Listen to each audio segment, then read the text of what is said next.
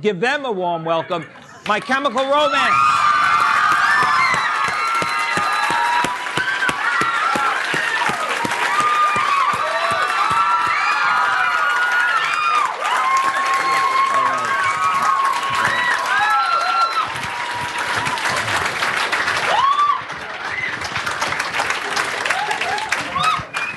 Thank you. I don't know if you heard me, but we got a section over there who literally came in from, I thought it was Brazil, they came in from Argentina.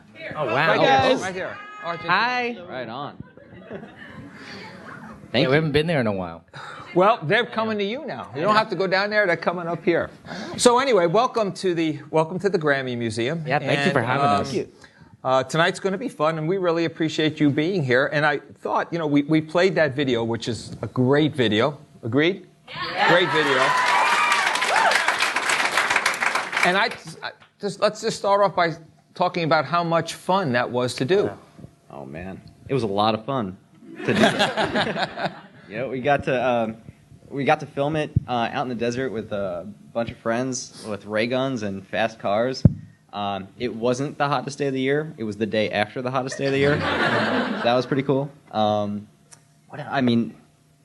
Did you see it, right? That's how much fun, how much fun you could probably imply it was from watching the video is how much fun it was, but how much fun times 10. Yeah. It was that cool. You kind of, one of the things about being in a rock band that's amazing is you get to have these moments where I call them Bowie moments, where you just kind of, it's like every fantasy you had as a kid, kind of come to life.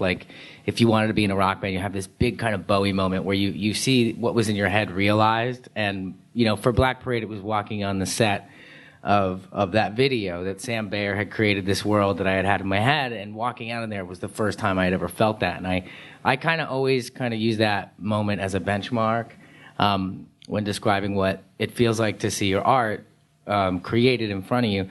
But doing Na Na was even better than that. That was stuff, and I guess it's because it's not only stuff that was in my head for so long and while we were making this record together, but it's also something that I wasn't sure was ever going to come out. And that's the thing about Danger Days that is really important and special about it to me, is the fact that, I don't know that we knew for sure it was ever going to come out, or if we'd ever finish, or if we'd hit that next level. So.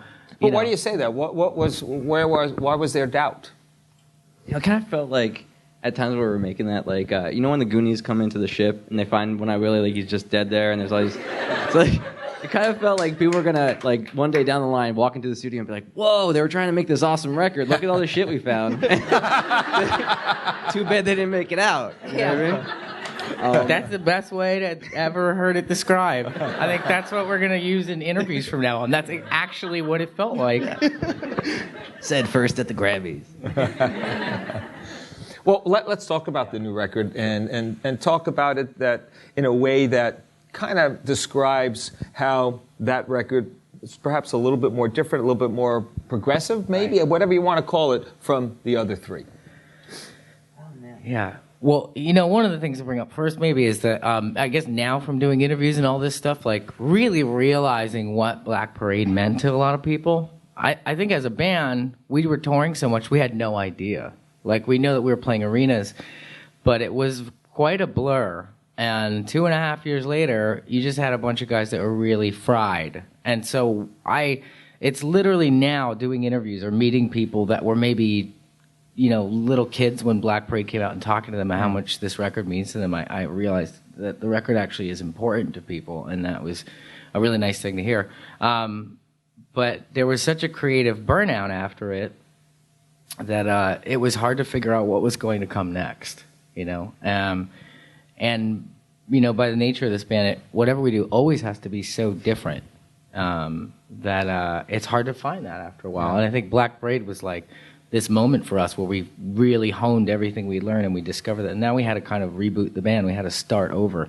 And that's why it was so hard to make it, and maybe why it sounds so different. Yeah. A lot of people ask if is Danger Days the reaction to the Black Parade. And I think I've come to realize that the reaction to the Black Parade was us taking time off. That was, all right, we've done this, and now our reaction to it is to exhale a little bit and to live our lives. And then the reaction to the time off was Danger Days, basically, you know.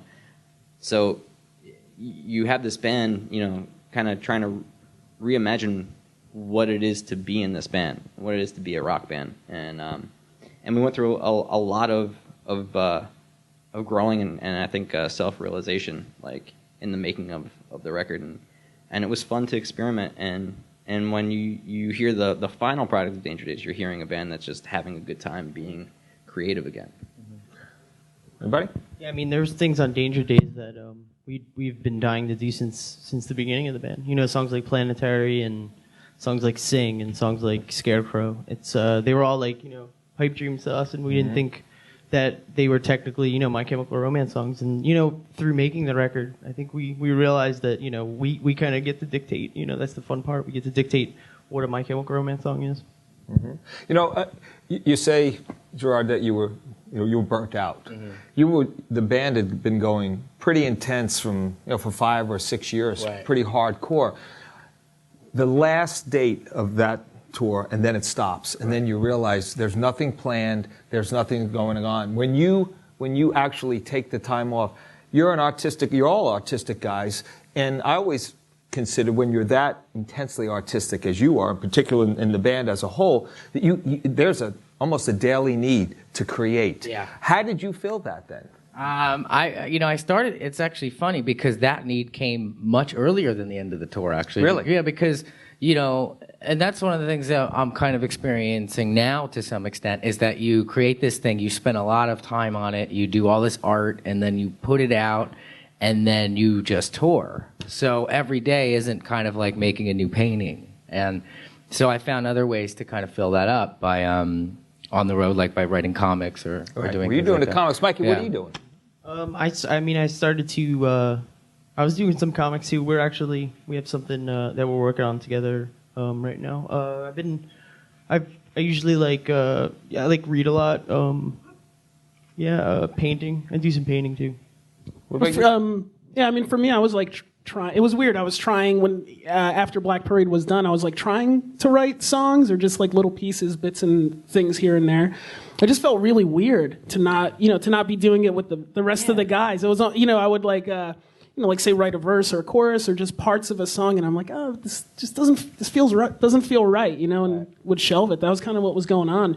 There was definitely after that time off after Black Parade, there was the want to create. I don't know. It just took a little while to get us there, I think.